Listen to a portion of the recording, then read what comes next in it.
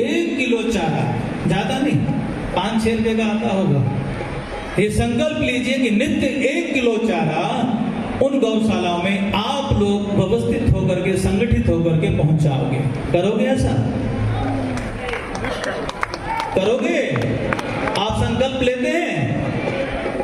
संकल्प अब उसको हम 1 किलो तो मेरे ख्याल 5-6 रुपए से ज्यादा कुछ व्यवस्था नहीं, हरे चारे की 1 किलो, क्योंकि हमारे जैन बंधु यहाँ पर हैं नगर पालिका में, जिन्होंने बड़ा सुंदर भाव, प्रेमसी जी क्या नाम है, प्रांशुल जैन जी बड़ी सुंदर भाव से चले हुए लगा रखे हैं, वो सक्रिय रूप से लगे। उसके अलावा भी वो तो एक जगह की व्यवस्था को देख रहे हैं, लेकिन आप सबसे आग्रह है कि आप सबके सब कम से कम पूरे आगरा मंडल की जितने भी गौ माता है, 20,000, आप 45-46 लाख होने के बाद भी गौ माता की दुर्दशा हम देख रहे हैं। आप लोग नित्य उनको 1 किलो, मात्र 1 किलो की आज प्रण लेके जाइए, और बाबा अंत में आप प्रण की कैसे दिलाना वो आपको काम है। अब हम व्यवधान, क्योंकि गौ माता के विषय, गौ माता का भाव हमारे ठाकुर की ठाकुर गैया है, हमारे कन्हैया की कन्हैया गौ माता है, हमारे राम की राम गौ माता है, और उसकी आज इतने करोड़ों करोड़ों गौ भक्त होने के बाद उसकी ये दुर्दशा, हम सबको डूब मरना चाहिए। हमारे ठाकुर जी कहते हैं, ब्रजवासी वल्लभ सदा मेरे जीवन प्राण। किन ब्रजवासियों के लिए कहा उन्होंने? किन ब्रजवासियों के लिए कहा?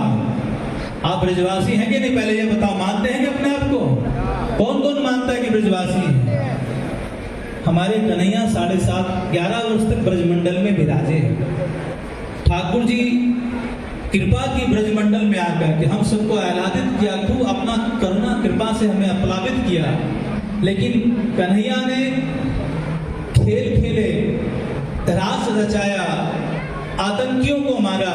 तो किन आतंकियों को मारा?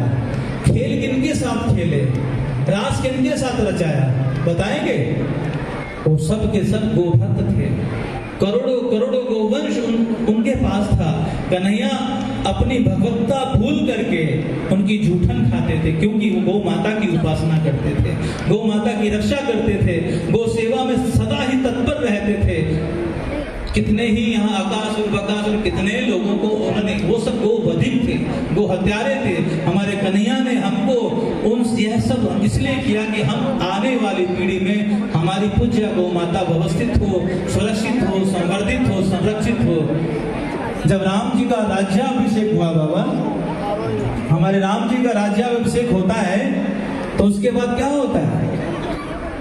सब जितने भी दायित्व होते हैं, मंत्रिमंडल में कितने दायित्व होते हैं ना राजा के पास, तो उसमें सब कुछ सबको बांट दिया। तो राम जी के पास क्या था मालूम है? केवल गौशाला की व्यवस्था राम जी ने अपने पास रखी। ये ताली मारने का विषय तो ठीक है, बात अच्छी लगी होगी, लेकिन क्या हम राम जी के, क्योंकि राम चरित्र का को हम नित्य सुनते हैं, उनकी उपासना करते हैं, उनकी चर्चा करते हैं, राम राज्य की महिमा सुनाते हैं, उनका बहुत सम्मान करते हैं, राम बड़ी प्रशंसा करते हैं, लेकिन क्या हमारे राम और कृष्ण ने जिनकी उपासना की, रक्षा की, क्या हम उनकी रक्षा सेवा कर पा रहे हैं? आज भी मात्र 9 करोड़ गोवंश वेद रक्षा इस भारत में रह गया है, और जनसंख्या कितनी है? सवाल वो ठीक है, 18-17 भी बहुत है, तो मात्र 80 करोड़ ही हम समझते हैं कि जो कि भारत, जिसको हम समझ सकते हैं कि वो सनातनी हैं, समझ सकते हैं, बाकी सबको हम नहीं समझते। जो लोग कहते हैं कि हम सनातनी हैं, हम राम कृष्ण के उपासक हैं, शिव के उपासक हैं, ऐसे मात्र 80 से भी कम है, उनमें भी कई बस घालमेल है। तो हमारा यही आग्रह है, आप सब 9 करोड़ गोवंश और 80 करोड़ों के एक गाय 10 लोगों के में आ नहीं रही, एक गाय 10 लोगों पर एक गाय आ रही है। तो उस गौ माता की आज भी दुर्दशा है। आज हम बाबाओं को राम राम छोड़ करके, अपना भजन साधन छोड़ करके हमें गाय गाय चिल्लाना पड़ रहा है, आप लोगों को बताना पड़ रहा है। क्यों भाई? तो समझ आप लोग इतने में बहुत समझदार है, ब्रजवासी हो ना, समझदार भी खूब है। लेकिन ठाकुर जी ने ब्रजवासियों को उन्हीं के लिए कहा जो गाय की रक्षा में थे, गो सेवा में थे, उनके संरक्षण में थे, जो ग्वारिया थे। प्राय सभी लोग ग्वारिया थे, सभी लोगों के पास गौ माता की सेवा थी। सब लोग सहजता में जीवन में अपने गौ माता की आराधना उपासना किया करते थे। ऐसे ब्रजवासियों के ठाकुर जी हैं। ऐसे ठाकुर जी, ऐसे ब्रजवासियों को ठाकुर जी लाड करते थे, दुलार करते थे, अपनापन देते थे। तो अब ज्यादा व्यवधान नहीं करूंगा क्योंकि रस का अभी तो आरंभ हुआ है, तो उसकी रस खूब लेना। लेकिन आप लोग प्रतिज्ञा आज लेकर जुट जाएंगे कि 1 किलो कम से कम हो, जिनका सामर्थ्य खूब है तो उसका सदुपयोग कीजिए। लेकिन हम आपसे भिक्षा मांगते हैं कि इस आगरा मंडल में जितना भी गोवंश है, जितना भी गोवंश है, वह सब गोवंश किसी भी प्रकार से भूखा ना बैठे, भूखा ना रहे, भूखा ना मरे। बस यही प्रार्थना करते। रोड पर एक्सीडेंट होते हुए कई बार लाखों करोड़ों का नुकसान भी हो जाता है, आदमियों को नुकसान हो जाता है, गाड़ियों का नुकसान होता है, वो ना हो। सब गोवंश अपने घर में आना चाहिए, लेकिन घर में नहीं आ सकता, कम से कम गौशाला में व्यवस्थित हो, सुरक्षित हो, संरक्षित हो। इसी भावना के साथ जय श्री राधे बाबा, आप अपने रस को बढ़ाएं।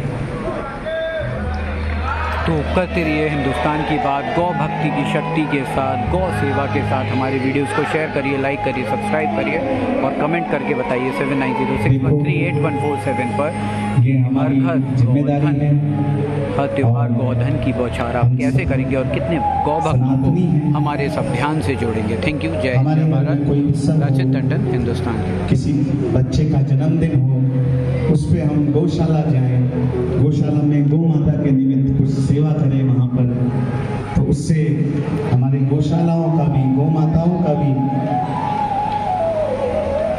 सेवा हो।